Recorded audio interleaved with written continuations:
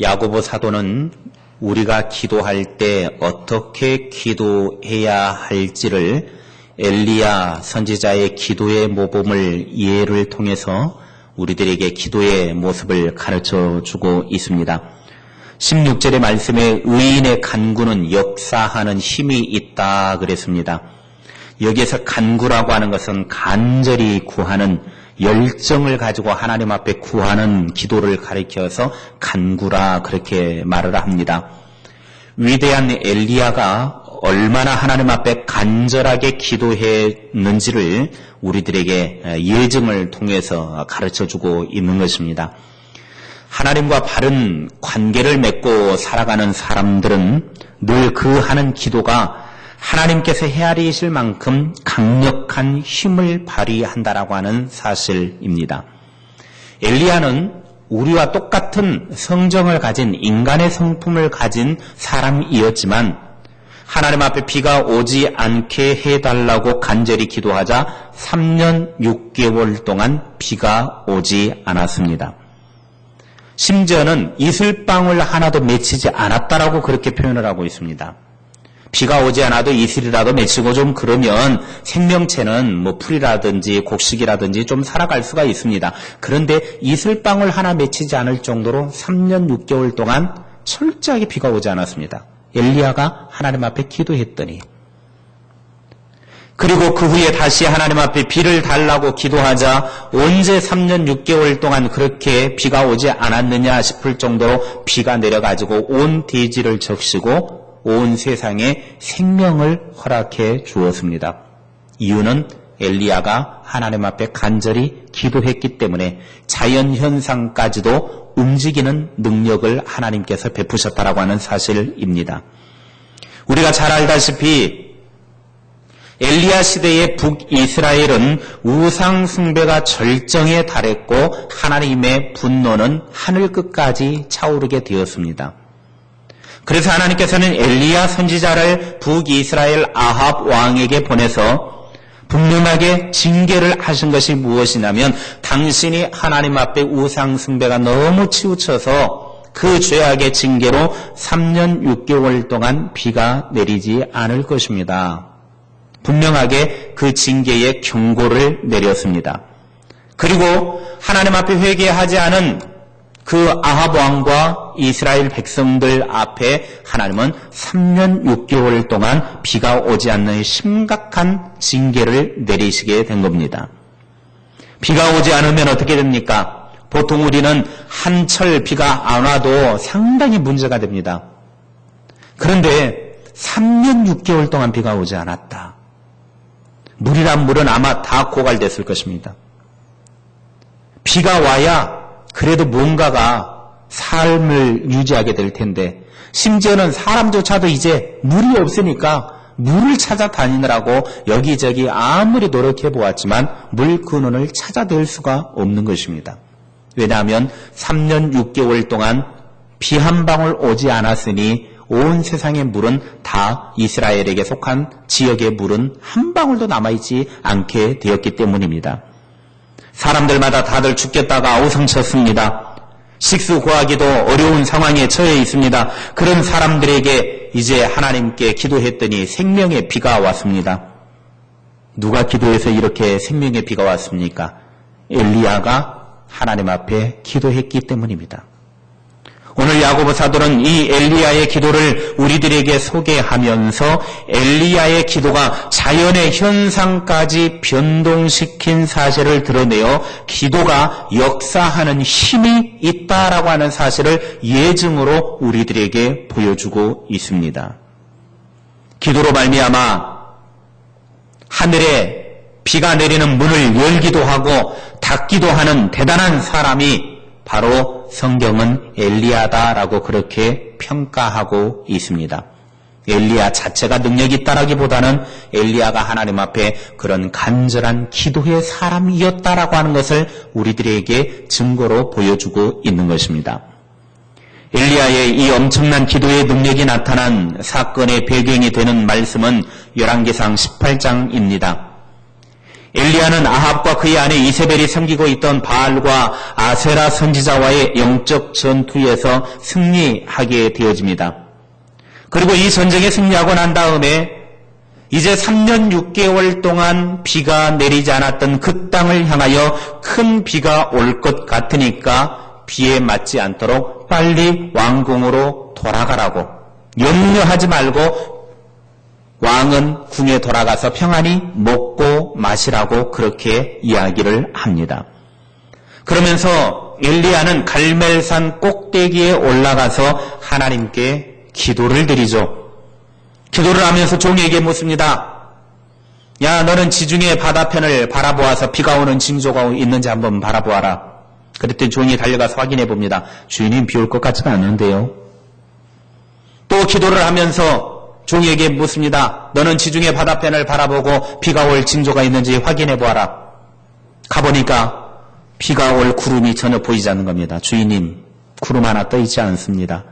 그러기를 3번, 4번, 5번, 7번까지 그렇게 반복을 하게 되어집니다. 7번째에 이르러서는 엘리야가 너는 지중해 바다편을 바라보고 비가 오는 징조를 확인해 보아라. 그랬더니 종이 지중해 바다편을 확인해 보고 주인님, 드디어 구름 한 점 떠올랐습니다. 구름 한 점 떠올랐다라고 하는 것이 무엇입니까? 여기도 어제 새벽 3시 반부터 엄청나게 폭우가 쏟아지던데 뭐 그냥 편하게 주무신 분들은 그냥 하나님의 은혜로 주무셨겠지만 얼마나 쏟아붓든지 제가 3시 반부터 일어나가지고 새벽 기도하는 때까지 그냥 지켜보고 앉아 있었습니다. 아마 엄청나게 쏟아붓는데 좌우지간 비도 그렇게 그냥 엄청나게 쏟아붓더만요. 물론 뭐 지역마다의 차이는 있겠지만 엄청나게 쏟아붓는데 보통 비가 오게 되어지면 비를 몰고 오는 구름이 오게 되어져 있습니다. 구름이 오면 그 구름을 통해서 비가 떨어지게 되는 것이죠. 이 제자가 바다를 향하여, 지중해 바다를 향하여 나가서 보니까 드디어 비를 몰고 올 만한 손바닥만한 구름 하나가 올라오게 된 것입니다. 얼마나 제자가 종이 기뻤겠습니까? 3년 6개월 동안 비가 오지 않아가지고 다 죽게 생겼는데 이제 드디어 비를 몰고 오는 손바닥만한 구름 하나. 물론 자기가 여기서 봤을 때는 손바닥만 하겠죠. 내 앞에서 손바닥만 하면 다 가리는 거니까. 그 손바닥만한 구름이었지만 그것이 엄청난 생명을 몰고 오는 구름이었다라고 하는 것입니다. 그런데 아합은 아직까지도 엘리야의 말을 믿지 않고 큰 비가 오니까 빨리 돌아가라고 하는 엘리야의 말을 믿지 않고 아직까지도 갈멜산에 머물러 있었습니다. 그래서 엘리야가 종에게 명령하기를 아합에게 큰 비가 오면 당신의 그 모든 말들이나 그 짐차들 내려가지 못하니까 빨리 내려가라. 비 맞지 않도록 해라. 서둘러서 가라. 빨리 돌아가라. 명령을 했습니다. 지금 비가 오는 것도 아닙니다. 단지 손바닥만한 구름 하나 올라왔는데 엘리야는 큰 비가 내린다. 온 대지를 적시고도 남을 생명의 비가 온다. 빨리 가라. 그렇게 말하고 있습니다. 종이 아합 왕에게 말하러 간 사이에 열왕기상 18장 45절 말씀에 보면 하늘이 구름으로 덮이어서 캄캄해지면서 바람이 일기 시작하더니 마침내 큰 비가 쏟아지기 시작했다라고 그렇게 표현을 하고 있습니다. 그러니까 종이 아합 왕에게 말하러 가는 그 사이에 이제 손바닥만한 구름이 온 세상을 덮기 시작하더니 바람이 불기 시작하더니 비가 내리기 시작했다는 거예요. 쏟아지기 시작했다는 거예요. 얼마나 엘리야는 하나님 앞에 믿음 있는 기도를 했는지 모릅니다. 지금 당장 비가 오는 것도 아니었지만 손바닥만한 구름 하나를 보고 큰 비가 내릴 것이니까 빨리 비에 막히지 않도록 내려가도록 해라. 비가 한 방울씩이라도 내리면 비가 올라나 보다. 그러죠. 그러면 빨리 빨래라도 걷고 널어놓았던 나무라도 빨리 걷고 그러겠죠. 그런데 비 한 방울도 오지 않는데 큰 비가 내리겠다라는 거예요. 그것도 지금까지 3년 6개월 동안 비가 오지 않았습니다. 그러면 심각한 상황이기 때문에 누구 하나 믿을 만한 상황이 되지 못합니다. 그러나 엘리야는 작은 구름 하나 보고도 큰 비가 올 것이라고 하는 것을 믿었습니다. 오늘 우리는 엘리야가 기도할 때 큰 비가 내릴 수 있었던 능력 있는 기도를 보면서 우리가 어떻게 기도해야 그런 능력이 나타날 수 있는지 교훈을 받을 수 있습니다. 오늘 말씀에 야고보서 5장 17절 18절에 분명하게 말합니다. 3년 6개월 동안 비가 오지 않기를 간절히 기도한즉 3년 6개월 동안 비가 오지 않았다. 18절에 다시 기도하니까 하늘이 비를 주고 땅이 열매를 맺었다. 이것이 엘리야가 우리들에게 보여준 기도의 모습입니다. 하나님 앞에 간절히 기도하면 하늘문이 닫히기도 하고 하나님 앞에 간절히 기도하면 하늘문이 열리기도 합니다. 우리가 하나님 앞에 이런 간절한 기도를 드릴 수 있기를 바랍니다. 우리의 이런 간절함의 기도가 하늘에 닿기 시작하면 하나님께서는 강력한 능력의 역사를 우리들에게 보여주는 것입니다. 그러므로 믿음의 사람들은 늘 언제나 하나님 앞에 기도할 때 간절함의 기도가 필요해요. 우리가 어떻게 기도해야 됩니까? 첫째로는 약속을 붙잡고 기도해야 합니다. 따라합시다. 약속 붙잡고 기도하자. 하나님은 약속에 신실하신 하나님이라고 그랬습니다. 약속에 신실하다라고 하는 말은 이 신실하다라고 하는 말이 성경에서는 피스토스 그러는데 이 말은 믿을만하다라는 것입니다. 믿을만하다. 하나님이 우리에게 하신 약속은 믿을만한 약속이라는 거예요. 세상은 믿을만하지 못합니다. 세상은 신실하지 못합니다. 세상은 다 자기 이득에 따라서 움직입니다. 오늘의 나에게 이득이 되면 저 사람이 나의 동지가 될 수 있고 오늘 나에게 이득이 되지 못하면 저 사람은 나의 적이 되는 것입니다. 언제 내팽개칠지 모르는 게 세상 사람들의 모습입니다. 세상 사람들은 절대 믿을만하지 못합니다. 그러나 하나님은 신실하신 하나님, 믿으실 만한 하나님. 그런데 우리에게 주신 약속의 말씀에 대해서는 반드시 믿을 만한 하나님이라는 겁니다. 엘리야가 갈멜산에서 영적 전투에 승리하고 모든 우상 숭배하는 자들을 처단을 했습니다. 그리고 나서 아합 왕에게 말합니다. 큰 비의 소리가 있나이다. 가서 먹고 마십시오. 지금 당장 큰 비가 오는 것이 아닌데 엘리야의 귀에는 큰 비의 소리가 있다라는 것입니다. 앞에 정황을 보면 비가 올 상황은 절대 아닙니다. 아직 비 소리가 들리지 않습니다. 그런데 엘리야의 귀에는 비 오는 소리가 들리더라는 거예요. 뭐가 엘리야가 지금 귀가 잘못된 겁니까? 뭐가 잘못돼서 지금 이청이 되는 겁니까? 환청이 막 들리는 겁니까? 엘리야의 귀가 잘못된 것이 아닙니다. 엘리야는 지금 자기의 마음 속에 비가 내리는 소리가 들리는 확신이 온 거예요. 어떻게 해서 마음에 그런 확신을 갖게 되었느냐? 엘리야가 아합 왕 앞에 설 때에 처음 아합 왕에게 보낼 때 하나님께서 주신 약속이 있었기 때문입니다. 어떤 약속이 있었냐면 하나님께서 열왕기상 18장 1절을 보면 네가 아합 왕 앞에 가서 이야기를 하되 너는 가서 아합에게 보이라. 내가 비를 지면에 보이리라 그랬습니다. 비를 지면에 보이리라. 네가 아합 왕에게 말을 하면 하나님이 비를 이 땅에 내려주겠다라고 약속하셨기 때문입니다. 그러니까 엘리야는 지금 비를 주시겠다고 약속하신 이 하나님의 말씀을 붙들고 기도했고 그 붙들고 기도한 것이 마음에 확신이 되니까 비의 소리가 들린다라고 지금 비가 오는 것처럼 확신한 것입니다. 이렇게 하나님의 약속의 말씀을 붙들고 기도하는 사람들은 하나님을 향한 믿음이 있기 때문에 지금 비가 오지 않지만 마음속에는 비가 뚝뚝뚝뚝 떨어지는 소리가 들리는 것입니다. 하나님의 약속의 말씀을 믿으니까. 그러므로 늘 언제나 우리가 능력 있는 기도자의 삶을 살려고 하면 하나님의 약속을 붙잡아야 합니다. 이 약속의 말씀을 붙잡고 기도할 때 하나님께서 그 약속의 말씀을 실행에 옮기게 되는 것입니다.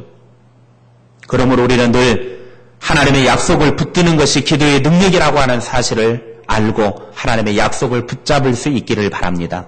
따라합시다. 기도는 하나님의 약속을 붙잡는 것이다. 아멘. 기도는 하나님의 약속을 붙잡는 거예요. 허황되게 내 꿈이나 이야기하는 게 아닙니다. 허황되게 자꾸 내가 바라고 원하는 것만 해달라고 요청하는 것이 기도가 아닙니다. 물론 그것도 기도의 한 종류이긴 하지만 진짜 기도는 하나님의 약속의 말씀을 붙잡는 겁니다. 우리가 이 약속의 말씀을 붙잡는 것이 소중하기 때문에 우리는 하나님의 말씀을 많이 알아야 합니다. 왜냐하면 하나님의 약속은 이 말씀 속에 들어있기 때문입니다. 그래서 말씀을 열심히 연구해야 되고 말씀을 열심히 읽어야 되고 묵상해야 되고 설교 말씀을 들어야 합니다. 그래서 이 속에서 하나님의 약속을 붙잡아야 돼요. 하나님이 나에게 허락하신 약속, 이 약속을 붙잡고 나아가는 사람이 능력 있는 자가 되는 것이고 이 약속을 붙잡고 하나님 앞에 간구하면 하나님은 실행하시는 하나님이십니다. 왜? 하나님은 약속에 신실하신 분이기 때문입니다. 둘째로 간절히 기도해야 합니다. 따라합시다. 간절히 기도하자.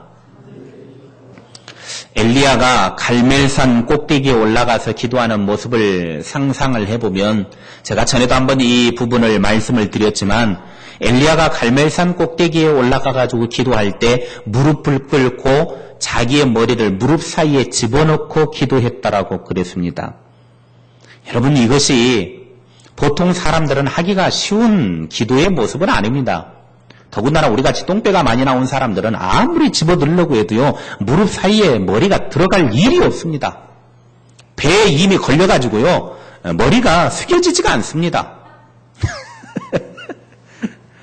이게 뱃살이 너무나 두꺼워가지고 아무리 고개를 집어넣으려고 머리를 아무리 숙여도 들어가지가 않습니다. 근데 엘리야는 좀 날씬했는가 봅니다. 똥배가 없었던가 봅니다. 그러니까 갈멜산 꼭대기 올라가가지고 무릎 꿇고 기도하는데 머리가 그냥 무릎 사이에 쑥 들어가죠. 우리 같은 사람은 아무리 위에서 눌러도 안 들어갑니다. 누가 한 사람이 그냥 눌러줘도 아이고 아파 배 터져. 배 터질까봐 더 이상 숙일 수도 없죠. 그런데 엘리야는 무릎을 꿇고 머리를 무릎 사이에 집어넣고 기도했습니다. 만약에 이것이 우리가 따라해야 될 기도의 모범이라고 한다면 우리 같은 사람들은 절대 그렇게 기도 못합니다. 이거는 기도에 하는 모습을 보여주는 것이 아니라 엘리야의 간절함의 모습을 표현해주고 있는 것입니다. 하나님 앞에 정말 간절히 기도하는 모습. 여러분이 무릎 꿇고 한번 기도해 보십시오. 무릎 꿇고 기도하다 보면요. 지금이야 이제 보통 기도가 우리가 이렇게 의자가 다 놓여 있으니까 편안하게 기도할 때도 의자에 앉아가지고 기도합니다. 근데 의자에 앉아가지고 이렇게 기도하다 보면요. 조금만 있으면 졸려요. 그런데 마룻바닥에 의자가 없는 바닥에 앉아가지고 이렇게 기도할 때 무릎을 꿇고 기도를 해보면요. 기도를 할 때 어떤 이제 간절하게 기도를 하다 보면 어떤 현상이 나타나냐면 이렇게 막 앞뒤로 진동이 오기 시작하면 나중에 이제 너무나 간절함에 사무치게 되어지면 무릎 속으로 머리가 들어갈 수밖에 없습니다. 이게 간절하게 무릎 꿇고 기도하다 보면 지금 엘리야의 모습이 그 모습을 상징적으로 표현해주고 있는 거예요. 산 꼭대기에서 하나님 앞에 무릎 꿇고 기도하는데 이렇게 막 기도하다 보니까 얼마나 간절함에 사무쳤던지 그의 머리가 무릎 사이에 들어갈 정도로 그렇게 간절하게 기도를 했다라고 하는 것입니다. 이렇게 하나님 앞에 간절함 가운데 기도를 하니까 하나님께서 비를 내리신 것이죠. 우리에게 이런 간절함이 필요하다라고 하는 것을 엘리야를 통해서 보여주고 있는 것입니다. 과연 우리가 하나님 앞에 기도하는데 간절함이 있는가를 생각해 볼 수 있기를 바랍니다. 저는 너무나 안타깝게도 이 시대의 그리스도인들은 그리 간절함이 없다라고 생각합니다. 별로 간절함이 없어요. 하나님 앞에 정말 죽을 것과 같은 그런 간절함이 없어요. 기도하는 모습이나 신앙생활 하는 것 보면 간절함이 그리 사무치지 않아요. 곧 죽을 것 같아야 간절함이 있는데 죽을 것 같지 않으니까 살만하니까 간절함이 없어요. 너무나 안타까워요. 엘리야는 얼마나 하나님 앞에 간절했든지 기도하는 도중에 자기의 머리가 무릎 속에 들어갈 정도로 그렇게 간절하게 사무쳐서 기도를 했더라고 하는 거예요. 솔직히 엘리야의 기도가 자기 자신을 위한 기도도 아니잖아요. 자기 집안을 위한 기도도 아니고 자기의 건강을 위한 기도도 아니고 단지 이 땅에 피를 달라고, 이 땅에 생명을 살리는 피를 달라고 기도하는데 얼마나 간절히 기도하든지, 그것도 산 꼭대기에 올라가서. 요즘은요, 산에 가서 기도하는 사람들 별로 있지 않습니다. 전에는 산에 올라가서 기도하는 사람들도 많았습니다. 물론 산에 올라가서 기도하다 보니까 문제도 많이 생겼죠. 또 산에 올라가서 막 시끄럽게 막 기도하고, 또 어떤 사람들은 촛불을 켜놓고 기도하다가 산 홀라당 다 태워먹기도 하고, 여러 가지 문제도 발생하기는 했지만은, 그리고 또 나무 뿌리 붙잡고 기도하다가 나무 뿌리 뽑는 것이 기도의 절대 사명이라고 생각했던 사람들이 내가 산에 올라가서 기도하면서 나무 뿌리 몇 개 뽑았다 자랑하려고 그러다가 썽썽한 나무나 죽이고 묘목이나 없애고 많은 문제들이 발생했었지만, 중요한 것은 과거에 우리 믿음의 조상들은 어려운 일이 있을 때, 힘든 일이 있을 때, 또 자기의 신앙을 위해서 산에 올라가서 그렇게 하나님 앞에 간절히 기도했던 신앙의 좋은 모습들이 있었다라고 하는 것입니다. 그런데 이 시대 사람들은 간절함이 그리 있지 않는 것 같습니다. 가정의 문제를 가지고도 간절함이 별로 없는 것 같고, 삶의 문제를 가지고도 별로 간절함이 없는 것 같고, 신앙의 생활도 보면서 그렇게 간절함이 없는 것 같고, 그리 간절함이 없는, 그게 정말 믿음이 좋아서 간절함이 없는 것인지, 아니면 될 대로 되라는 식으로 간절함이 없는 것인지, 그거는 제가 잘 모르겠지만 그렇게 별로 간절함이 없는 이 시대 사람들의 모습을 볼 때에 너무나 안타까운 마음이 듭니다. 우리는 엘리야가 보여준 이 간절함의 기도가 우리에게 회복이 되어야 합니다. 하나님 앞에 정말로 간절하게 부르짖는 기도, 이 간절함의 기도가 하늘에 사무치는 것이죠.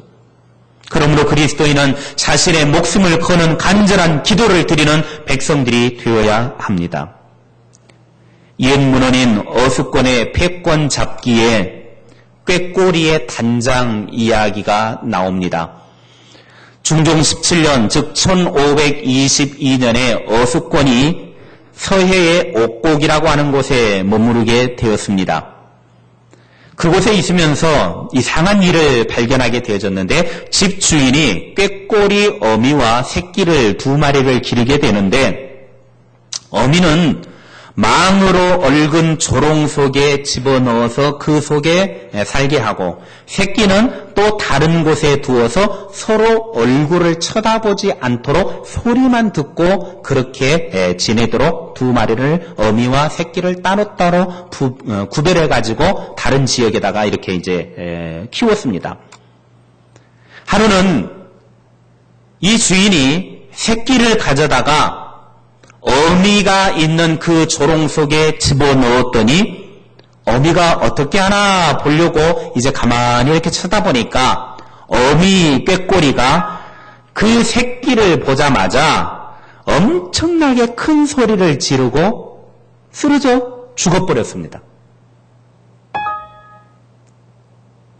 그래가지고 이 죽어버린 꾀꼬리, 어미 꾀꼬리를 보더니 그 집의 아들이 장난기가 발동했는지 어쩐지 몰라도 이 꾀꼬리가 왜 죽었을까 하면서 그 집 아들이 꾀꼬리의 배를 갈라보았다고 합니다. 그런데 그 꾀꼬리의 배를 갈라보니까 배에 있는 창자가 8갈래로 잘라져 있었다고 하는 겁니다. 왜 그랬는지는 꾀꼬리가 죽었으니 물어볼 수도 없는 일이고, 내가 왜 창자가 이렇게 터져서 죽었는지 말하고 죽은 것도 아니고 자세히는 알 수 없지만, 그 시대에 그렇게 꾀꼬리가, 어미 꾀꼬리가 창자가 8갈래로 잘라지면서 죽었던 그 이야기를 보면서 어수권이 패권잡기에 이렇게 기록을 했습니다.